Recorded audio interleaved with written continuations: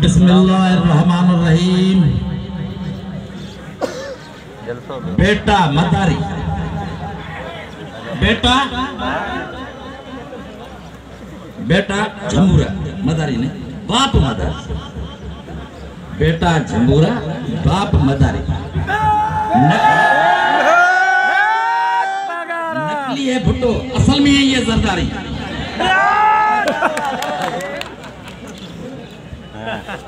कितने शरीफ उम्रों को तुम गिरफ्तार करोगे? कितनों को? अरे भाई, कई शरीफ तो अंग्रेजों से लड़के फांसियों पे चढ़ गए। कुछ नहीं, ये भक्तियां किसी और को दो। वो कल जीतने वाले बच्चे से बात करना मैं अपनी तौहीन समझता हूँ। नहीं है, इसकी हरकतें गंदी है, वो अपनी जगह पे। मेरी तो जंग जरदारी से है। ये बच्चा कुछ नहीं। आपको पता है, ये मदारी जो है ना, उनको बोलो भाई ये छोटी छोटी हरकतें छोड़ो। हम अंग्रेजों से नहीं डरे, भुट्टो से नहीं डरे। अरे भाई, हम ये कुर्बानियां क्यों दे रहे हैं? हम क्यों दे रहे हैं? दराजा की 14 शहीदों का आज तक हमने हिसाब नहीं लिया। भुट्टो ने हमारे लोग शहीद कराए, हमने हिसाब क्यों नहीं लिया? वो बड़े इदारे वाले सुन लो, ये तुम्हारे लिए कुर्बानियां हैं, पाकिस्तान बचाने की कुर्बानियां हैं। हम इन सरदारियों से नहीं डरते। पीर वगैरह एक हुक्म का, खुदा की कसम, कराची से कराची में बैठने नहीं दूंगा इनको। अरे हमारा सबर है पाकिस्तान के लिए। इदारे वालों, तुम सुन लो, हम कुर्बानियां देते जाएंगे, तुम्हारी इज्जतें बढ़ाते जाएंगे, पाकिस्तान को बचाएंगे। ये मत समझना कि हम जरदारियों से और मदारियों से डर गए हैं। ये बच्चे बेचारे कुछ नहीं है। वो तुम अपने होश के नाखून लो, हमसे कितना खून और मांगते हो, हम देते जाएंगे आपके कहने पे, क्योंकि हमें पाकिस्तान बचाना है। हमें इस मुल्क की तहफ़्फ़ुज़ करना है। हमने इस मुल्क को बनाने में अपने बुजुर्गों का खून दिया हुआ है।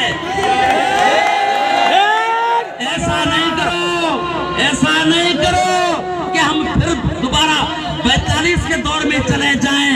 फिर ये मुराद अली शाह और जरदारी तुमको नजर नहीं आएंगे। मानो, अमन से रहने दो। पीर साहब मरहूम की तलकीन पे हमें रहने दो, हमें अमन से चलने दो, खुद भी अमन से चलो। ये दहशतगर्दियां बंद करो। ये तुम्हारी पुलिस कहीं तुम्हें मिलेगी नहीं, लेकिन हमें पीर साहब ने सिखाया है कि कानून का एहतराम करो। हम कानून का एहतराम वैसे ऐसे 5, 8, 10 बंदे गिरफ्तार होने से कुछ नहीं होगा। हुर्रों का सबर पाकिस्तान के लिए है। ये बात कौम है, पाकिस्तान की वफादार जमात है। ये लाल माली के साथी पाकिस्तान के वफादार साथी हैं। और तुम इंडिया के एजेंटों में मत उकसाओ। तुम तो चाहते हो कि ये पाकिस्तान नहीं रहे, लेकिन हम जिंदा हैं, ये पाकिस्तान रहेगा। मैं चीफ जस्टिस ऑफ पाकिस्तान से भी अपील करता हूँ, मैं चीफ ऑफ आर्मी स्टाफ से भी अपील करता हूँ, प्रेसिडेंट ऑफ पाकिस्तान से भी अपील करता हूँ। बाबा, खुदा को मानो, इस चीज को तुम लोग समझो। ये सिंध में जो हो रहा है वो पाकिस्तान के खिलाफ साजिश हो रही है। उसको ऐसे नहीं हो कि हम भी मदद को आए, फिर आपकी मदद भी ना कर सके और हाथ आपकी गेम से निकल जाए। ये पाकिस्तान के तोड़ने वालों की गेम है। अगर आपको पाकिस्तान बचाना है तो इन लोगों को सुनो। ये सरदारियों और नवाज शरीफ जलों ने पाकिस्तान तोड़ने की साजिश कर रखी है उन लोगों ने। तुम कहाँ हो? तुम्हारा होश अकल काम कर रहा है? ये छोटी चिड़िया बहुत बड़ी बन जाएगी। खुदा को मानो, अरबाब साहब की इलेक्शन का मसला नहीं है, ना ही ये जो है शरीफ महर की गिरफ्तारी का मसला है। ये मसला इसलिए हो रहा है कि ये लोग कहते हैं कि सकते, लेकिन जब तक पीर पगारो जिंदा है, संत के पाठ में सलामत है, संत के पाठ में सलामत है। और तुम सरदारी इंडिया वालों को लेके आओ, हम आगे खड़े हैं, फिर देखा जाएगा किसकी फतह होती है।